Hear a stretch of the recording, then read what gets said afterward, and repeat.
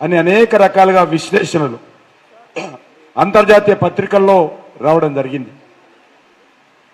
భారతదేశంలో పేదరికము, భారతదేశంలో బీదరికము, భారతదేశంలో హాస్పిటల్ తక్కువ, డాక్టర్లు తక్కువ, బెడ్స్ తక్కువ, అందులో ప్రజలు ఏం చెప్తే వినరు. కాబట్టి ప్రజలు కూడా ఈ కరోనాకు సంబంధించినటువంటి నియమాలు పాటించరు. కాబట్టి కోట్ల మంది, ఒకరైతే 50 కోట్లు అని రాశారుగా ఇతర రాష్ట్రాల పత్రిక, అమెరికా పత్రిక, 130 కోట్లలో 50% చనిపోతారని చెప్పి ప్రచారం చేశారు. కానీ సమర్థవంతంగా నరేంద్ర మోడీ గారి నేతృత్వంలో దేశ ప్రజలందరినీ ఏకం చేసి కరోనా వారియర్స్గా ఉన్నటువంటి డాక్టర్లు కానీ, వైద్య సిబ్బంది కానీ, పోలీసులను కానీ సమర్థవంతంగా ధైర్యం ఇచ్చి, ఆత్మవిశ్వాసం ఇచ్చి, ప్రభుత్వాలు అండగా నిలబడి వాళ్ళను ముందుకు నడిపించి ఈరోజు కరోనాను మనం విజయవంతంగా ఎదుర్కోవడం జరిగింది. తక్కువ నష్టంతో ఈరోజు బయటపడ్డాం. అంతర్జాతీయంగా చెప్పారు ఇన్ని కోట్ల మంది చనిపోతారని, పేదవాళ్ళు చనిపోతారు, గ్రామాల్లో చనిపోతారు, అనేక రకాల ప్రచారం చేశారు. కానీ కరోనా అనేక ప్రాంతాల్లో వచ్చింది. ఇక్కడ హాల్లో ఉన్నటువంటి వాళ్ళకి 50% వచ్చి ఉంటుంది. అయినప్పటికీ కూడా సమర్థవంతంగా నరేంద్ర మోడీ గారి నేతృత్వంలో మనం కరోనాను ఎదుర్కొన్నాం. ఈరోజు మీకు తెలుసు, కరోనా సమయంలో అందరికీ ఆక్సిజన్ ఉండాలని, అనేక రకాల వసతులు ఉండాలని కేంద్ర ప్రభుత్వం అనేక రకాలుగా మేము అందరం కష్టపడ్డాం. నేను కూడా అందులో భాగస్వామిగా ఉంటాను. కేంద్ర ప్రభుత్వ కంట్రోల్ రూమ్లో నేను ఇన్ఛార్జిగా ఉన్నాను. ఆ రోజు మీకు అందరికి తెలుసు, ఒకరోజు నరేంద్ర మోడీ గారు బేగంపేట ఎయిర్పోర్ట్ దిగి ఇక్కడ భారత్ బయోటెక్ కంపెనీకి వెళ్ళారు. మొదటి దశ కరోనా వచ్చినప్పుడు చాలామంది ఎందుకు వచ్చారో ఆశ్చర్యపోయారు. మాకు కూడా చెప్పలే. మేము అప్పుడు మున్సిపల్ కార్పొరేషన్ ఎలక్షన్స్లో బిజీగా ఉన్నాం. ఎవ్వరికి చెప్పలా. ఎయిర్పోర్ట్లో దిగి పోతుంటే తెలిసింది మాకు, నరేంద్ర మోడీ గారు వచ్చారట, భారత్ బయోటెక్ కంపెనీకి వెళ్తున్నాడు. ఆ టైంలో ఆయన 4 గంటల పాటు భారత్ బయోటెక్ కంపెనీలో ఉన్నాడు. అక్కడ శాస్త్రజ్ఞులతో, కార్మికులతో, మేనేజ్మెంట్తో అనేక రకాలుగా ఒక ఆత్మవిశ్వాసం కల్పించి, ధైర్యం కల్పించే విషయంలో ఆయన కంపెనీకి వెళ్ళాడు. ఆ తర్వాత సీరం ఇన్స్టిట్యూట్ పూనాకి వెళ్ళాడు. ఆ తర్వాత గుజరాత్లో ఉన్నటువంటి కడీలా హెల్త్ కేర్ కంపెనీకి వెళ్ళాడు. ఎందుకు వెళ్ళాడు? మీకు నేను అండగా ఉన్నాను, ఎన్ని పైసలు ఖర్చు అయినా సరే మనకు కరోనా మందు మనం కనుగొనాలి, వ్యాక్సినేషన్ కనుగొనాలి. లేనట్లయితే మనలాంటి పెద్ద దేశంలో ఏ దేశం కూడా మనకు కరోనా సరఫరా చేసే శక్తి లేదు. మన జనాభా ఎక్కువ, మనం పేదవాళ్ళము. అయినప్పటికీ కూడా ఈరోజు కరోనా వ్యాక్సిన్ కనుగొనకపోతే చాలా కష్టం. కాబట్టి ఆ నిర్ణయం తీసుకున్నాడు. గతంలో ఈ రకమైనటువంటి పరిస్థితులు అనేక సార్లు వచ్చాయి. అనేక సార్లు వచ్చినప్పుడు మనం విమానాల వైపు, షిప్పుల వైపు, ఇతర దేశాల వైపు ఎదురు చూసేవాళ్ళం మనం.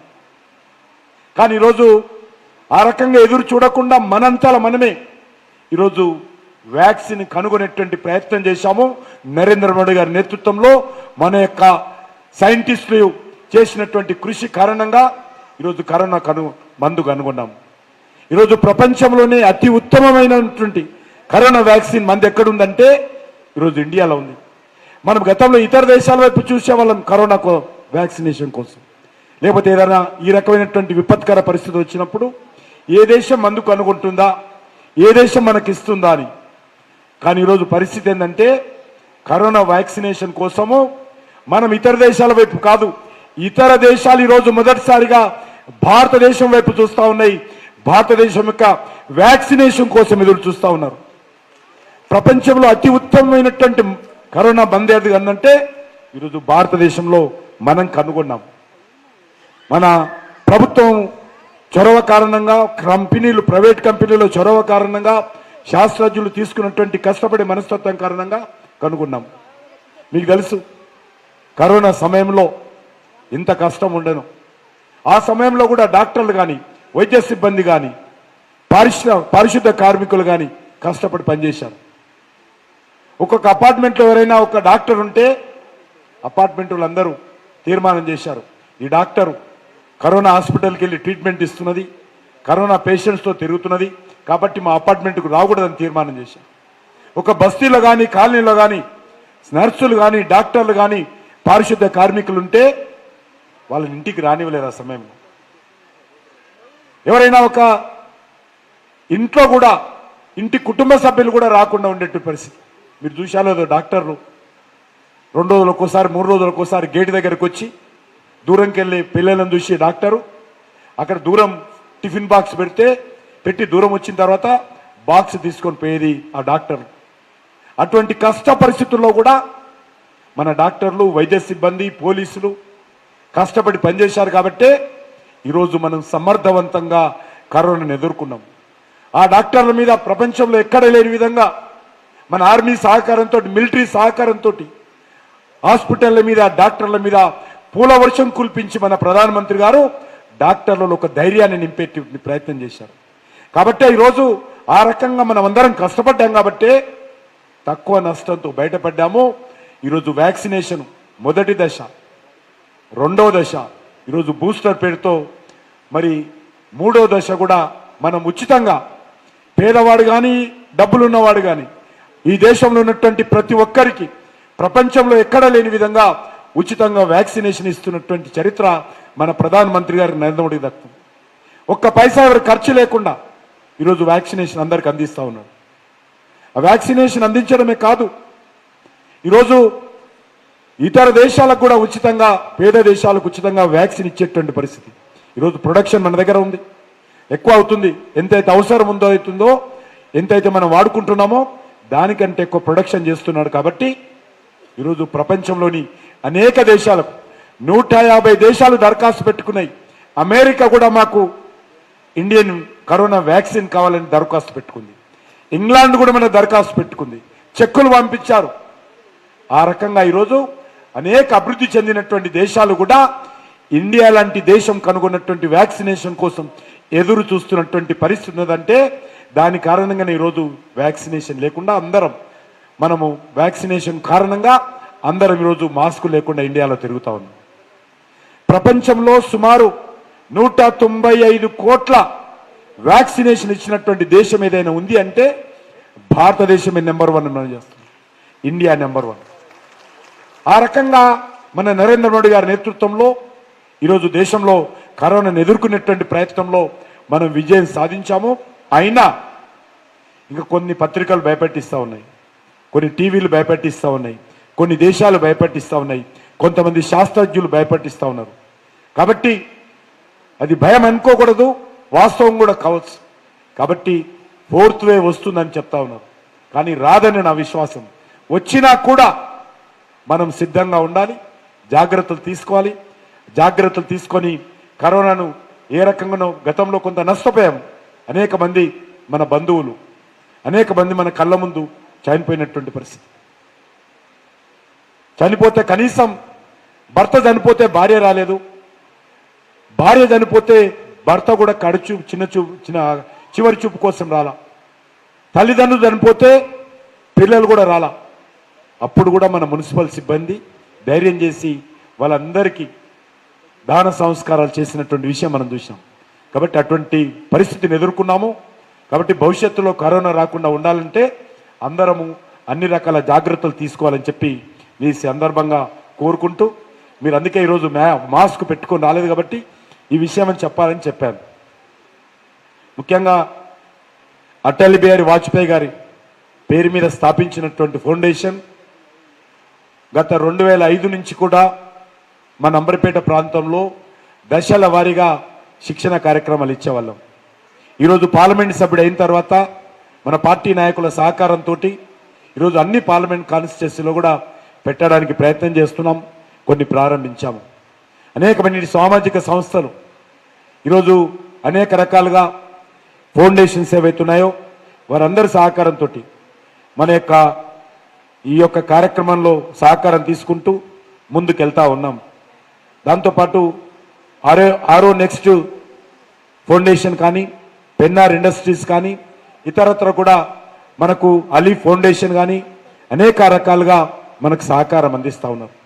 తప్పకుండా ఇంతకుముందు విజయశాంతి గారు చెప్పినట్టు రానున్న రోజుల్లో ఈ యొక్క మహిళలకు సంబంధించినటువంటి స్కిల్ డెవలప్మెంటు ఇంకా పెరగాల్సినటువంటి అవసరం ఉంది. మీకు అందరికీ తెలిసి ఈరోజు నరేంద్ర మోడీ గారి నేతృత్వంలో మహిళల సాధికారత కోసం అనేక రకాలుగా ప్రయత్నం చేస్తూ ఉన్నారు. దేశంలో కోట్లాది హౌజెస్ కడతా ఉన్నాం, మహిళల పేరు మీద రిజిస్ట్రేషన్ చేస్తూ ఉన్నాం. మీరు అనుకోవచ్చు మన రాష్ట్రంలో ఎందుకు రాలేదని. మనది 2 బెడ్రూమ్ కారణంగా మన దగ్గరికి రాలా. కానీ ఈరోజు దేశంలో అడిగినటువంటి వాళ్ళందరికీ, మన పక్కన ఉన్నటువంటి ఆంధ్రప్రదేశ్కు సుమారు 30 లక్షల ఇండ్లు మంజూరు చేశాము. 20 లక్షలు ఇప్పుడే ఎగ్జిక్యూషన్ ప్రారంభమైంది. కేంద్ర ప్రభుత్వము ఎంతమంది పేదలున్నా రాష్ట్ర ప్రభుత్వాలు ముందుకొచ్చి ఎన్ని ఇండ్లు కట్టినా ఇవ్వడానికి నరేంద్ర మోడీ గారి ప్రభుత్వం సిద్ధంగా ఉంది డబ్బులని మనం చేస్తా ఉన్నాను. కానీ మాది డబుల్ బెడ్రూము కాబట్టి మాకు ఈ డబ్బులు సరిపోవని చెప్పి డబుల్ బెడ్రూమ్ లేదు, సింగిల్ బెడ్రూమ్ లేదు, అసలే ఆశ్రయం లేకుండా పేదలు అల్లాడుతున్నటువంటి పరిస్థితి మన రాష్ట్రంలో కనిపిస్తూ ఉంది. అందుకే నరేంద్ర మోడీ గారి నేతృత్వంలో పేదవాళ్ళందరూ కూడా ఇల్లు కల్పించేటువంటి సహకారం కొన్ని గ్రామాలలో, కొండల్లో, కోణల్లో, ఏజెన్సీ ఏరియాల్లో, గిరిజనులు, హిమాలయ ప్రాంతాల్లో, హిమాచల్ ప్రదేశ్లో, ఉత్తరాఖండ్లో, జమ్మూ కాశ్మీర్లో, అనేక నార్త్ ఈస్ట్ రాష్ట్రాల్లో ఇంకా కరెంటు లేనటువంటి గ్రామాలు ఉన్నాయి. కరెంటు లేకపోతే ఊహించుకుంటారా? ఆలోచించండి. మీ సెల్ ఫోన్ ఛార్జింగ్ చేయలేరు, మీ ఇంట్లో ఫ్యాన్ ఉండదు, టీవీ ఉండదు, ఇంటర్నెట్ ఉండదు. అటువంటి భయంకరమైనటువంటి పరిస్థితుల్లో 18,000 గ్రామాలు ఉండేవి. ఈరోజు మన ప్రభుత్వము ఆ 18,000 గ్రామాలలో యుద్ధ ప్రాతిపదిక మీద కరెంట్ ఇస్తా ఉన్నాం. పేదవాళ్ళందరూ కూడా ఎవరింట్లో కరెంటు లేకపోతే గతంలో కనెక్షన్ ఎన్ని పైపులు వేయాలా, ఎన్ని పోల్స్ వేయాలా, దాని ఖర్చు కూడా అడిగేటువంటి వాళ్ళు. కానీ ఈరోజు సుదూర ప్రాంతంలో ఒక్క ఇల్లు కూడా ఉన్నప్పటికీ అందరి ఇళ్లకు కరెంటు కల్పించేటువంటి కార్యక్రమం నరేంద్ర మోడీ గారి ప్రభుత్వం తీసుకుంది. అన్ని గ్రామాలకు కూడా కరెంట్ ఇస్తా ఉన్నామని మనం చేస్తున్నాం యుద్ధ ప్రాతిపదిక మీద. నేను ఎక్కడైతే నార్త్ ఈస్ట్ రాష్ట్రాల్లో చూస్తా ఉన్నాను, అక్కడ గుట్టల మీద కరెంటు పోల్లు తీసుకుపోవాలంటే కష్టం, వెహికల్ పోదు, మనుషులు తీసుకుపోవాలంటే చాలా కష్టం. ఈ పరిస్థితుల్లో మేము ఉత్తర ఈశాన్య రాష్ట్రాలలో, నార్త్ ఈస్ట్ రాష్ట్రాలలో, సుదూర ప్రాంతాల్లో, గుట్టల్లో కరెంటు పోలు తీసుకుపోవడానికి హెలికాప్టర్ల ద్వారా కరెంటు పోలు షిఫ్ట్ చేస్తూ వాటిని ఎరెక్ట్ చేసి వైర్లు వేసి గుట్టల్లో కూడా ఉన్నటువంటి పేద ప్రజలకు కరెంట్ ఇస్తున్నటువంటి పరిస్థితి ఈరోజు మనకు అనిపిస్తూ ఉంది. ఇల్లు కానీ, కరెంటు కానీ. దేశంలో ఈరోజు టాయిలెట్స్, గతంలో మీకు తెలుసు, మన అక్కలు, మన చెల్లెళ్ళు, మాతృమూర్తులు గ్రామాల్లో చూసాం మనం. సాయంకాలం తెల్లవారుజామున 4 గంటలకు లేచి చెంబులు పట్టుకొని మరి కాలకృత్యాలు తీసుకోవడం కోసం వాళ్ళు చెట్లల్లో, గుట్టల్లో అవమాన భారంతో పోయేవాళ్ళు. రోడ్డు మీద ఎవరు వస్తున్నారు, ఎవరు పోతున్నారు, సైకిల్ వచ్చిన, మోటార్ సైకిల్ వచ్చిన నిలబడేటువంటి పరిస్థితి ఉండేది. అటువంటి ఆడబిడ్డలు అనేక రకాలుగా అన్యాయానికి, అవమానానికి గురవుతున్నారు. కాబట్టి వాళ్ళ ఆత్మ గౌరవం పెంచాలని దేశంలో నరేంద్ర మోడీ గారి నేతృత్వంలో ఈరోజు ప్రతి ఒక్క ఇంట్లో టాయిలెట్ ఉండాలని నిర్ణయం తీసుకున్నారు. సుమారు 13 కోట్లకు పైగా టాయిలెట్లు నరేంద్ర మోడీ గారి ప్రభుత్వం ఇచ్చింది. ఎవరి ఇల్లు కూడా ఈరోజు దేశంలో టాయిలెట్ లేనటువంటి ఇల్లు ఉండకూడదని నిర్ణయం తీసుకున్నారు.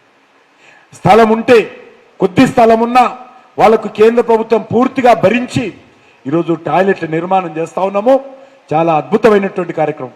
ఈ కార్యక్రమం కూడా మహిళల ఆత్మగౌరవం పెంచేటువంటి కార్యక్రమం.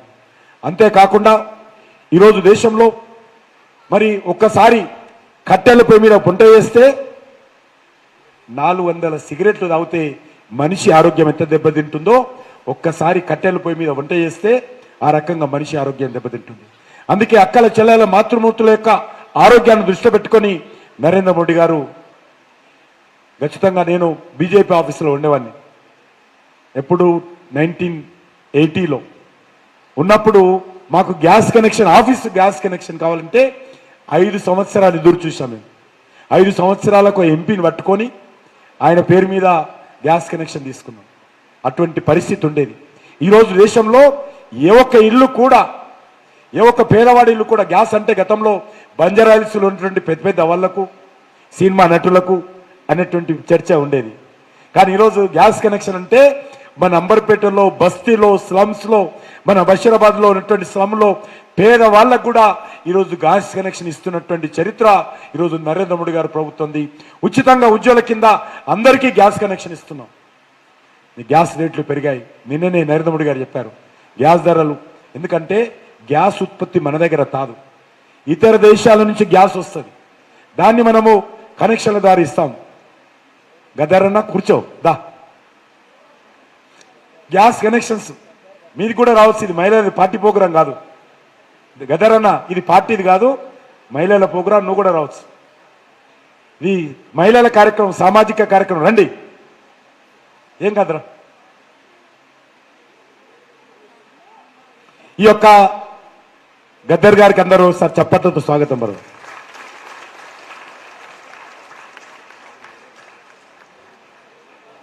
రాములమ్మ పక్కన కూర్చోను. ఇక్కడ రాములమ్మన పక్క. ఏం కాదరా, వచ్చినాక ఇక అయిపోయి ఎక్కినాక ఇక ఎక్కడ కూర్చుంటేది నేను.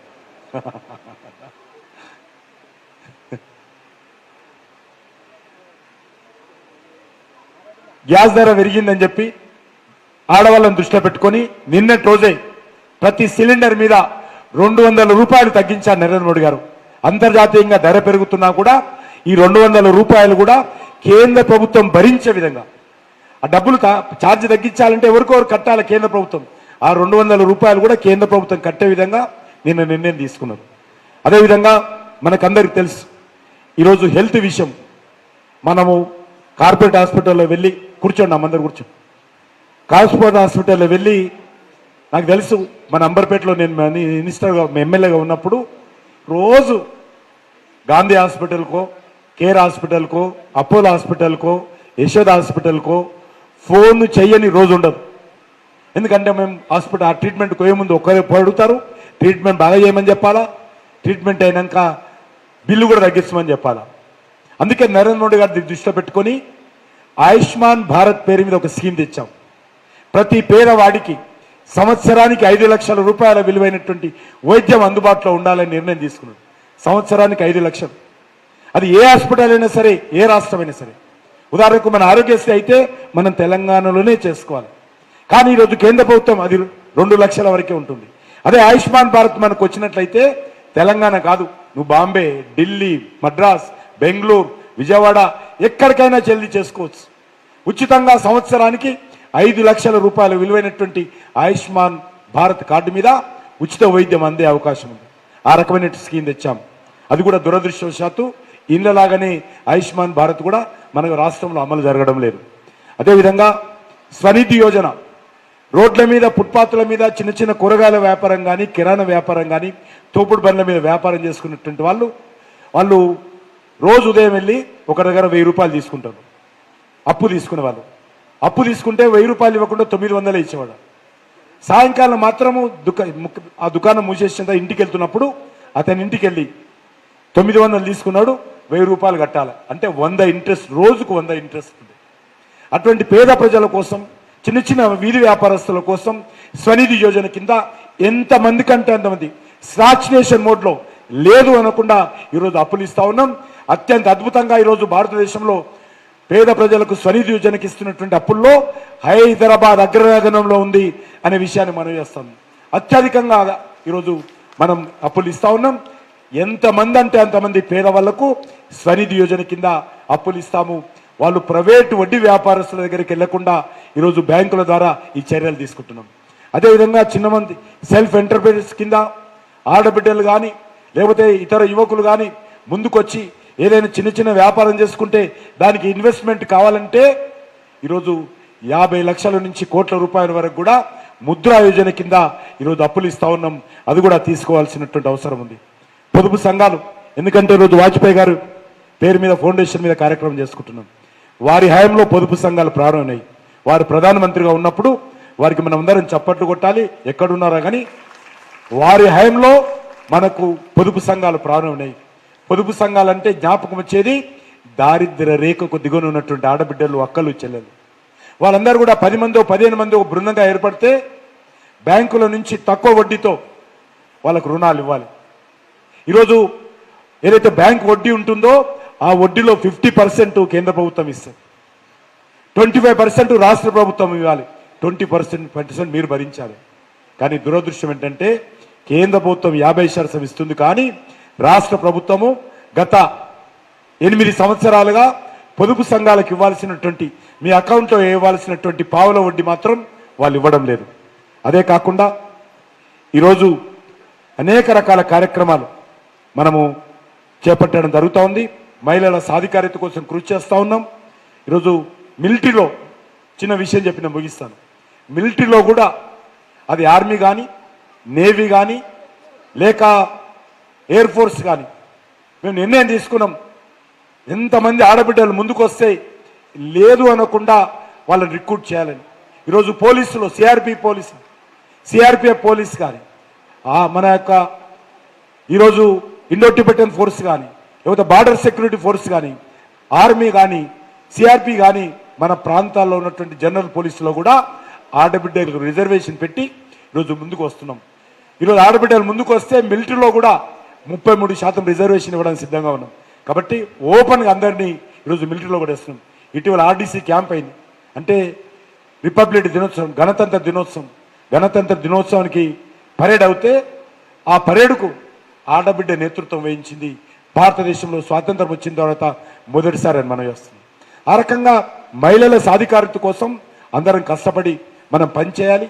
అందులో భాగంగానే ఈ రకమైనటువంటి, ఎందుకంటే అటల్ బిహారీ వాజ్పేయి గారు ఈ దేశ ప్రధానమంత్రిగా అనేక రకాల అద్భుత కార్యక్రమాలు తీసుకున్నారు. పొదుపు సంఘాలు కానీ, లేకపోతే వంట గ్యాస్ కానీ. మీ చేతులలో సెల్ ఫోన్లు ఉన్నాయా? సెల్ ఫోన్లు ఉన్నాయి కదా, అవన్నీ కూడా ఎవరి హయాంలో వచ్చాయి? వాజ్పేయి గారి హయాంలోనే వచ్చాయి. మా పార్టీలో ప్రమోద్ మహాజన్ చనిపోయారు. వారు మాకందరికీ పెద్ద నాయకుడు. ఆయన టెలికమ్యూనికేషన్ మంత్రిగా ఉండేవాడు. ఆయన దేశంలో సెల్ ఫోన్ పట్టుకొని తిరుగుతూ ఉంటే చాలామంది ఆయన నెనాలు సెల్ ఫోన్ పట్టుకున్నాడు, హైఫై చేస్తున్నాడు, చూసారా ఇట్లా సెల్ ఫోన్ పట్టుకొని తిరుగుతున్నాడు అని కొంతమంది గుసగుసలు పెట్టుకునేవాళ్ళు. కానీ ఈరోజు రిక్షా కార్మికుడు కానీ, ఇంట్లో ఉన్నటువంటి మా అక్క కానీ, మా చెల్లె కానీ, మా తమ్ముడు కానీ, ప్రతి ఒక్కరి ఇంట్లో సెల్ ఫోన్ లేనటువంటి వ్యక్తి లేరు. ఆ రకంగా ఆ ఖ్యాతి మన యొక్క అటల్ బిహారీ వాజ్పేయి గారికి దక్కుతుంది. వారి పేరు మీద ఈరోజు మనం ఫౌండేషన్ పెట్టుకొని ఈ శిక్షణ కార్యక్రమం నిర్వహించుకుంటున్నాం. గతంలో సెల్ ఫోన్ నరేంద్ర మోడీ గారి ప్రభుత్వం రాకముందు మన దేశంలో 98% సెల్ ఫోన్లు ఇతర దేశాల నుంచి దిగుమతి చేసుకునే వాళ్ళం. 2 కంపెనీలు మాత్రమే ఇండియాలో తయారు చేసేవి. ఈ 8 సంవత్సరాల్లో ఈరోజు 200 కంపెనీలు సెల్ ఫోన్లు తయారు చేసేటువంటి కంపెనీలు మన ఇండియాలో మనమే తయారు చేస్తూ ఉన్నాం. ఈరోజు మన దేశం నుంచి ఇతర దేశాలకు సెల్ ఫోన్లు ఎగుమతి చేస్తూ ఉన్నాం. గతంలో 98% మనం దిగుమతి చేసుకున్న వాళ్ళము. లాస్ట్ 8 years నరేంద్ర మోడీ గారు ప్రధానమంత్రి అయిన తర్వాత ఈరోజు మనం ఇతర దేశాలకు ఎగుమతి చేస్తూ ఉన్నాం. 200 కంపెనీలు సెల్ ఫోన్ కంపెనీలు వచ్చాయి. అందులో మల్టీనేషనల్ కంపెనీస్, అన్ని కంపెనీలు ఈరోజు మన యొక్క మరి యాపిల్ కంపెనీ నుంచి మొదలు పెడితే అన్ని కంపెనీలుగా భారతదేశాన్ని తీసుకొచ్చాము. భారతదేశంలో సెల్ ఫోన్లు తయారు చేస్తున్నాం. కాబట్టి అది కూడా ఈరోజు నాకు సంతోషం ఏంటంటే, కూరగాయలు చేస్తున్నటువంటి అక్క కానీ చెల్లె కానీ వ్యాపారం చేస్తున్నారు. వాళ్ళు కూడా ఇంట్లో ఏమి లేకుండా మరి వంట పని చేసుకుంటూ ఇంట్లో టీవీ చూసుకుంటున్నటువంటి అక్క చెల్లె కూడా సెల్ ఫోన్ వాడుతున్నటువంటి పరిస్థితి ఉన్నది. కాబట్టి చాలా సంతోషం. ఆ రోజు గతంలో ఫోన్ కావాలంటే చాలా కష్టమయ్యేది. సెల్ ఫోన్ తీసుకోవాలంటే నేను మొదటిసారిగా తీసుకున్నప్పుడు 16 రూపాయలు ఒక ఫోన్ కాల్ కట్టాలంటే 16 రూపాయలు ఇచ్చేవాళ్ళం. ఈరోజు 16 రూపాయల నుంచి ఫ్రీగా వైఫై కింద, వాట్సాప్ కాల్ కింద ఫ్రీగా ఫోన్లు చేసుకున్నటువంటి పరిస్థితి భారతదేశంలో. అత్యధికంగా ఈరోజు సెల్ ఫోన్ వాడడం కోసం కావాల్సిన సౌకర్యాలు ప్రపంచంలో అత్యధికంగా యూజ్ చేస్తున్నటువంటి దేశం ఏదైతే ఉందంటే మన దేశం. అత్యధికమైనటువంటి సెల్ ఫోన్లు వాడుతున్నటువంటి దేశం ఏదైతే ఉందంటే ఈరోజు ప్రపంచంలో నెంబర్లో మనం ఎక్కువ సంఖ్యలో ఉన్నాం. కాబట్టి అనేక రకాలుగా మనం దేశాన్ని ముందుకు తీసుకెళ్ళాలి. ఇంకా పేదరికం ఉంది, ఇంకా బీదరికం ఉంది. అనేక రకాల మౌలిక వసతులు కల్పించాలి. అందుకే ప్రతి గ్రామానికి ప్రధానమంత్రి సడక్ యోజన మీరు చూసా ఉండొచ్చు. ఈరోజు మనం విజయవాడకి వెళ్ళాలన్నా, వరంగల్కి వెళ్ళాలన్నా, నాగపూర్ రోడ్ వెళ్ళాలన్నా, మేడ్చల్కి వెళ్ళాలన్నా, లేకపోతే సంగారెడ్డికి వెళ్ళాలన్నా, లేకపోతే వికారాబాద్కి వెళ్ళాలన్నా అద్భుతమైనటువంటి జాతీయ రహదారుల నిర్మాణం జరుగుతోంది. మన తెలంగాణ రాకముందు అయితే జాతీయ రహదారులు ఉండేనో ఈ యొక్క 6-7 సంవత్సరాల్లో దానికంటే ఎక్కువ స్వాతంత్రం వచ్చినటువంటి రోజు నుంచి నరేంద్ర మోడీ గారు ప్రధానమంత్రి అయ్యే వరకు ఎన్నైతే జాతీయ రహదారులు ఉండేనో ఈ 7 సంవత్సరాల్లో అంతకంటే ఎక్కువ జాతీయ రహదారులు, అద్భుతమైనటువంటి రోడ్లు. మనం విదేశాల్లో తిరుగుతున్నప్పుడు, నేను 1994లో అమెరికా పోయినప్పుడు ఈ రకమైనటువంటి రోడ్లు మా దేశంలో ఎప్పుడు వస్తాయి అనుకునేవాడిని. కానీ ఈరోజు మన కళ్ళ ముందే అద్భుతంగా జాతీయ రహదారుల నిర్మాణం జరిగిందనే విషయాన్ని ఈ సందర్భంగా మనం వస్తున్నాం. ఆ రకంగా వాజ్పేయి గారు కూడా జాతీయ రహదారుల నిర్మాణం స్వర్ణ చతుర్భుజి కోరుతో వారు ప్రారంభించారు. కానీ వారు ప్రధానమంత్రి గద్దె నుంచి దిగిపోయిన తర్వాత మళ్ళీ ఆగిపోయింది. ఆ పనిని ఈరోజు నరేంద్ర మోడీ గారు, వాజ్పేయి గారు వదిలిపెట్టినటువంటి ఈ యొక్క జాతీయ రహదారుల నిర్మాణ బాధ్యత నరేంద్ర మోడీ గారు తీసుకొని వాజ్పేయి గారి యొక్క వారసత్వాన్ని ముందుకు తీసుకెళ్తూ జాతీయ రహదారుల నిర్మాణం అద్భుతంగా చేస్తూ ఉన్నాం.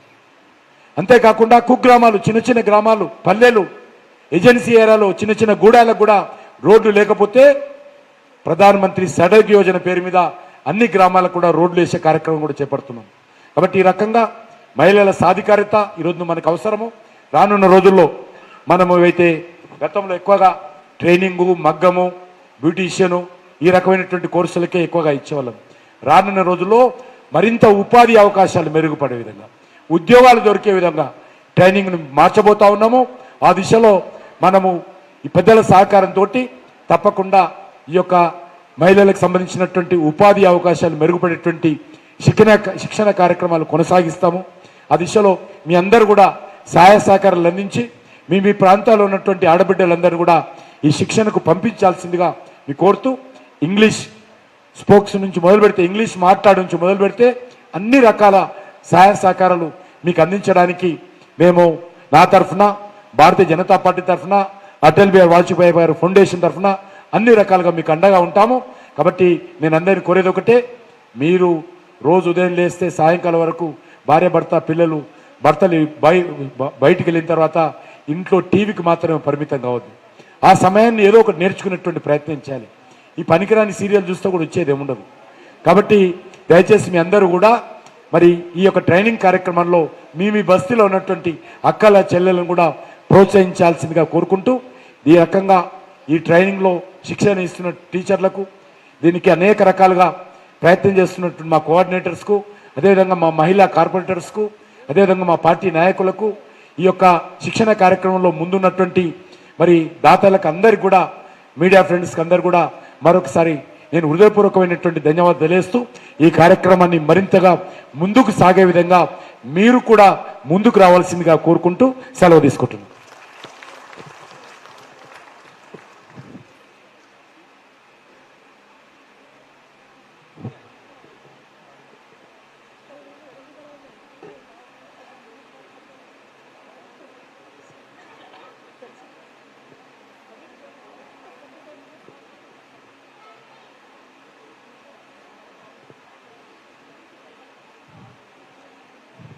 ఇప్పుడు మనం సర్టిఫికేట్ డిస్ట్రిబ్యూషన్ కార్యక్రమాన్ని ప్రారంభించుకుందాము.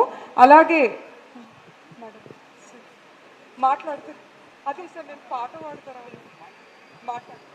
సరే, ప్రముఖ విప్లవ కవి గద్దర్ గారు ఇక్కడ ఉన్నారు మన మధ్యలో, వారిని మాట్లాడవలసిందిగా కోరుతున్నాం.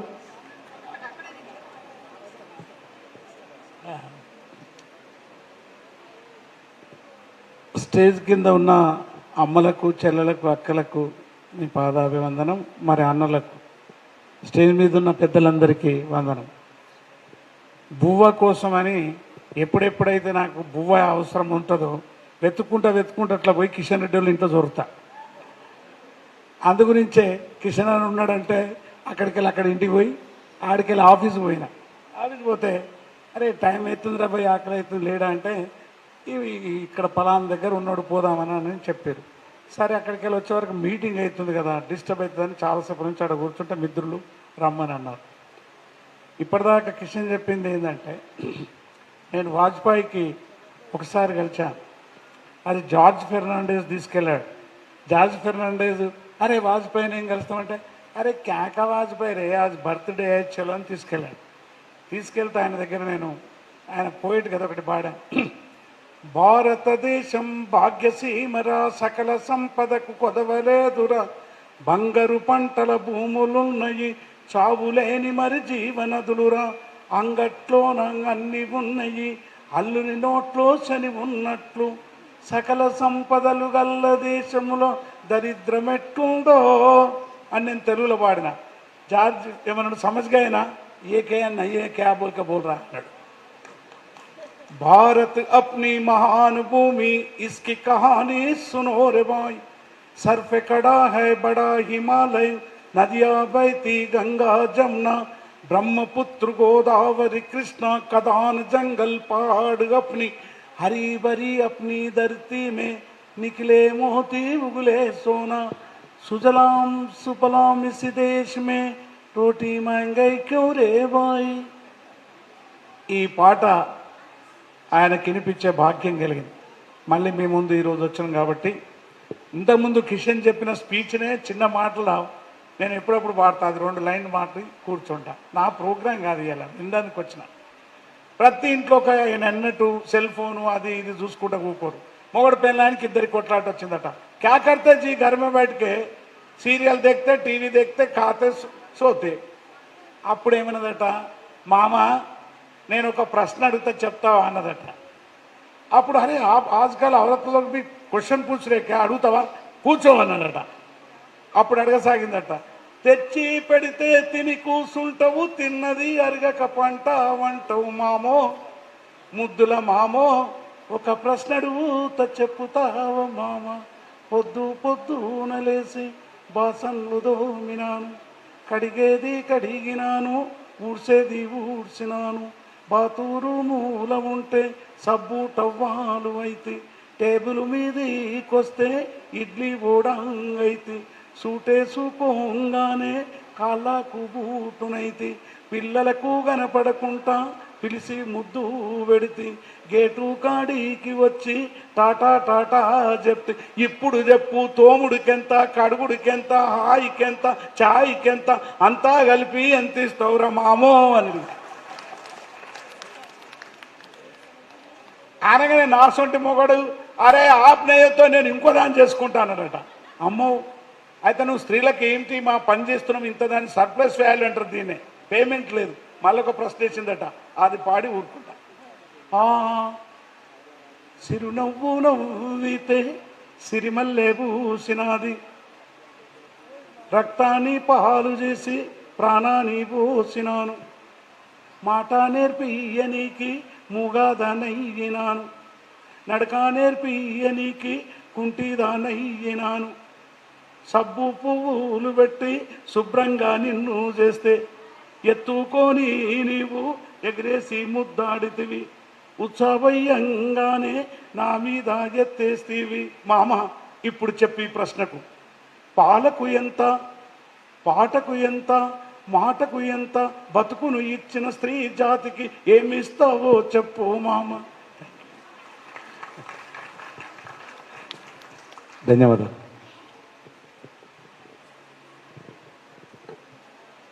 ఈరోజు మన ఈ కార్యక్రమానికి ఎంతోమంది అతిథులు వాళ్ళ ముఖ్యమైన సమయాన్ని మన కోసం కేటాయించారు. అందులో భాగంగా ఏబీవీ ఫౌండేషన్ తరపు నుంచి ఒక చిరు సత్కారం, వారిని శాల్వాలతో సత్కరించవలసిందిగా మంత్రివర్యులు కోరుతున్నాను.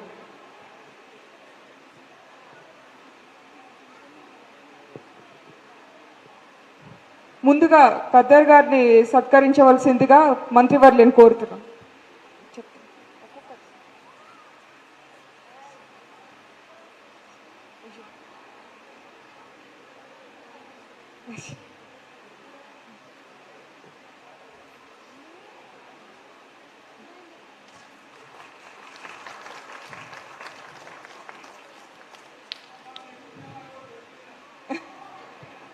విజయశాంతి గారిని సత్కరించవలసిందిగా కోరుతున్నాం.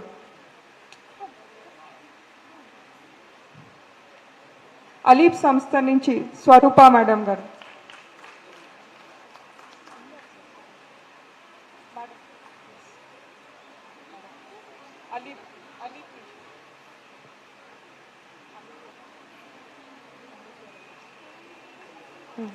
అనూహ్య రెడ్డి గారికి శాల్వాతో సత్కరించవలసిందిగా కోరుతున్నాం.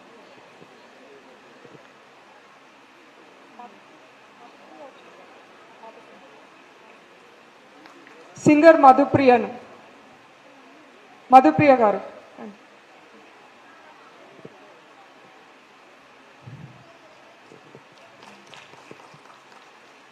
ఇప్పుడు మనం సర్టిఫికేట్ డిస్ట్రిబ్యూషన్ కార్యక్రమాన్ని ప్రారంభించుకుందాం.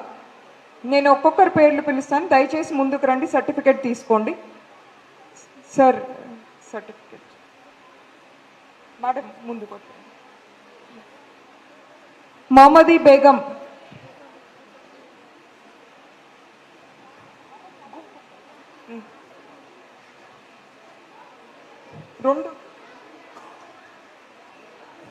Siddheshwari, Siddheshwari, Hussain Banu,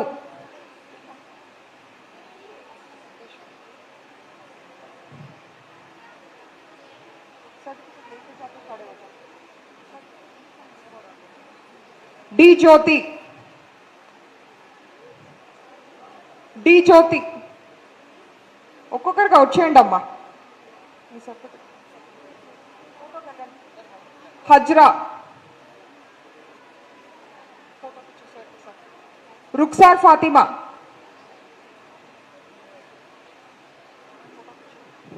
Asia Begum, Asia Begum, Asma Begum,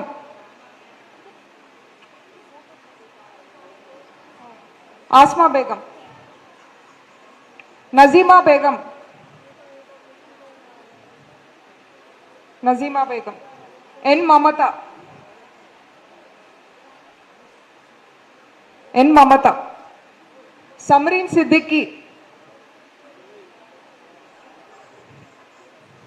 Samreen Siddiqui, Samreen Sana,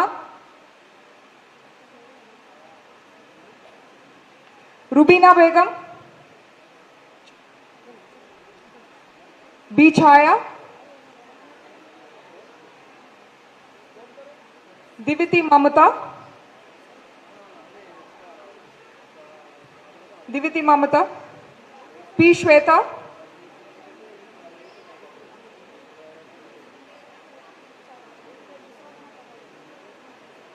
Ambati Nikhila, Sumera Begum, दुंपाल Padmavati,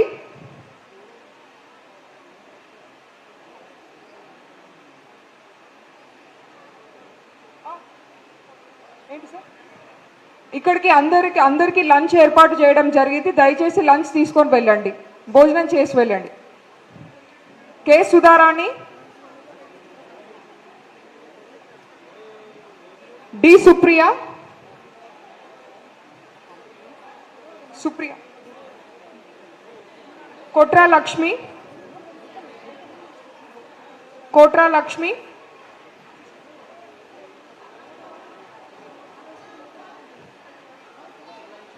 M Swapna, M Swapna, A Archana,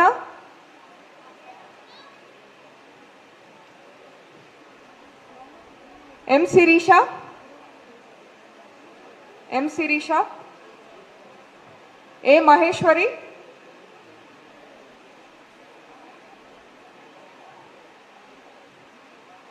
Zeenat Fatima,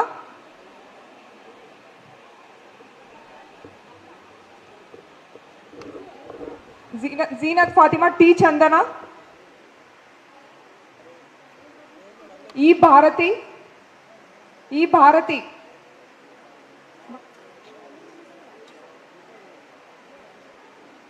Samreen Sana, Samreen Sana, V Manasa, V Manasa, Rukhsar Khatoon, Rukhsar Khatoon, B Manusha, M Keerthana, M Keerthana,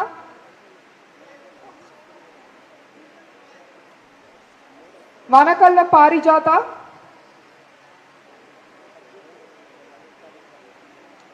Sultana Begum, Sultana Begum,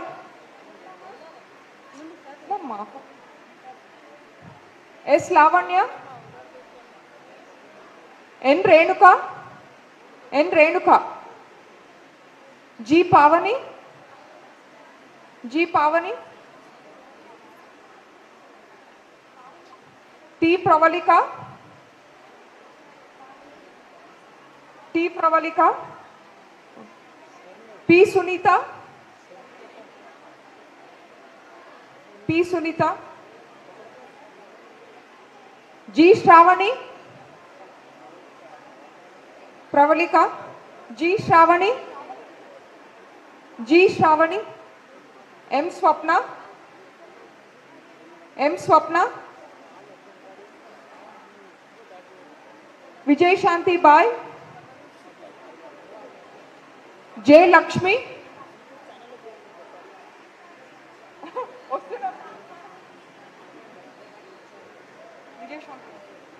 J Lakshmi, Shaik Nausheen, Shaik Nausheen, M Swapna,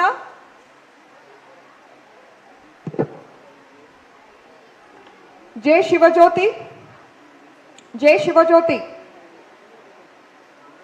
Hina Tabassum, Heena Tabassum, MD Saheem, MD Saheem, V Sailaja, C Renuka Prasanna, C Renuka Prasanna, K Sruthi, K శృతి,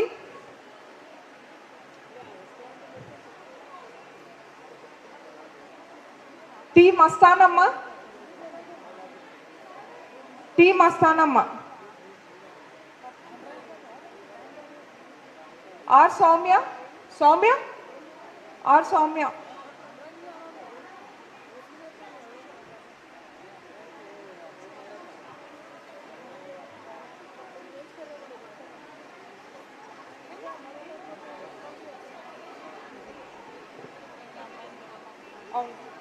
అది విజయశాంతి బాయ్, విజయశాంతి బాయ్ గారు ఒకసారి వేదిక మీదకి రండి.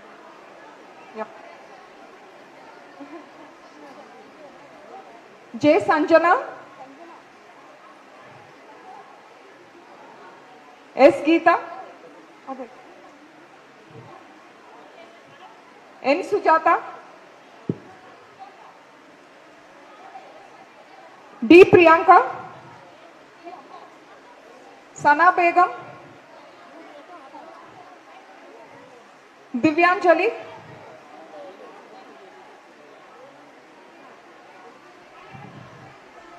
దివ్యాంజలి, జే సునీత, జే సునీత, జి శ్రావణి, అవునవును మేడం. ఓకే, ఇక్కడ మనం ఇక్కడ ఒక అద్భుతమైన సన్నివేశాన్ని చూస్తున్నాం. విజయశాంతి గారికి విజయశాంతి గారు సర్టిఫికెట్ ఇస్తున్నారు. ఎన్ రూప,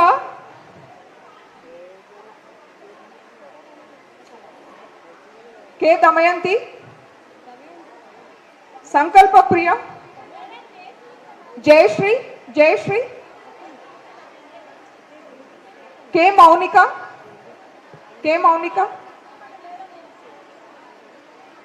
సి శోభారాణి, జి శాలిని,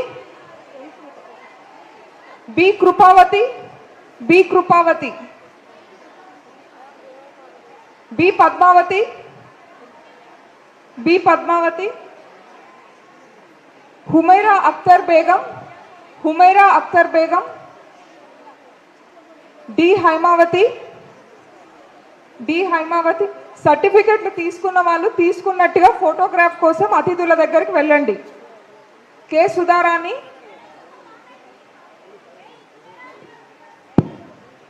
ఇక్కడ కేఎంఐటి కాలేజ్ క్యాంటీన్లో భోజన వ్యవస్థ ఏర్పాటు చేయబడింది. అందరం కూడా అక్కడ భోజనం తీసుకొని బయలుదేరుతాం. కేఎంఐటి క్యాంటీన్లో ఈ సమావేశంలో ఉన్న ప్రతి ఒక్కరు కూడా అక్కడ భోజనం చేసిపోవాల్సిందిగా మనవి. V Shobha, M Ashwini, T Kavitha, T Kavitha, P Kalyani, P Kalyani, G Divya, G Divya, T Sunitha, T Sunitha, D Saritha, D Saritha, A Rajithabai, B Ramabai, P Sirisha. సర్టిఫికెట్లు తీసుకున్న వాళ్ళు తీసుకున్నట్టుగా ఫోటోగ్రాఫ్ కోసం ముందుకెళ్ళండి. G Deepa, G Deepa, Tabassum Begum, Tabassum Begum, B Sujatha, B Sujata,